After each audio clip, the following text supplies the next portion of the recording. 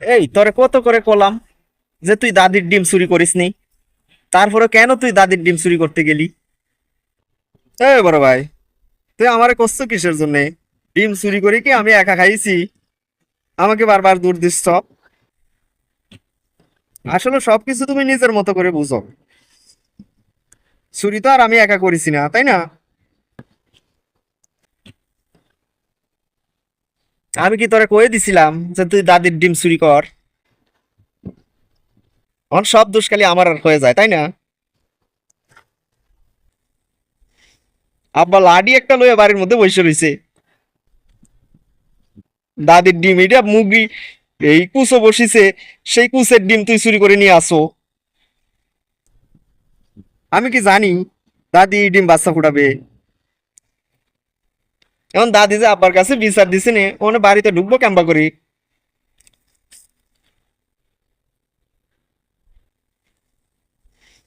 আব্বা লাডি একটা লইয়া বাড়ির মধ্যে বসে রইছে।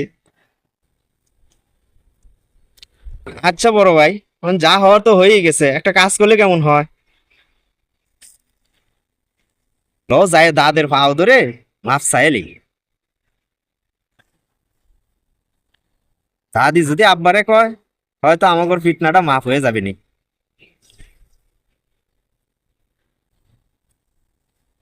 হ্যাঁ, মাফ চাইলেই তো দাদির কাছে সব ঠিক হয়ে যাবে, তাই না? এত সহজ মনে করিস না? ওটা মুরুগুলা ডিম, দাদি বাচ্চা ফুটানোর জন্য কুচো বয়েছিল।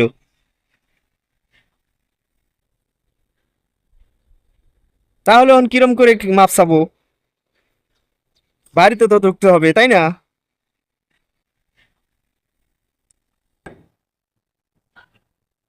আরেকদিন আব্বার পকেটে টাকা চুরি করিছো, তারপর আমারে ভাসাই দিছো, পরে আমি একা একা মাইর খাইছি। মাইর কি তুমি একলা খাইছো? মাইর আমি খাইনি।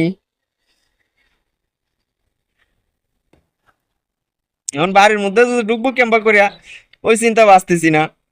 আমার তো ক্ষুধাও লেগেছে। তোমার খিদা লেগেছে, আমার কি খিদা লাগে নেই? দুই ভাই তো একসাথেই খাইছি, তাই না?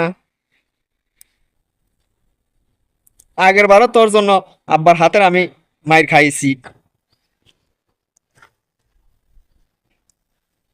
দুষ করবে তুই, আর ভাসাই দিবে আমারে, তাই না? মাইর তো আর সমান করে দেয়, কম বেশি করে দেয় না তো। তুই সমান সমানই তো খাবা। ভাগ তো সমান নেও, চুরির ভাগ। আমি যা চুরি করি তুমিও তো তাই নেও অর্ধেক।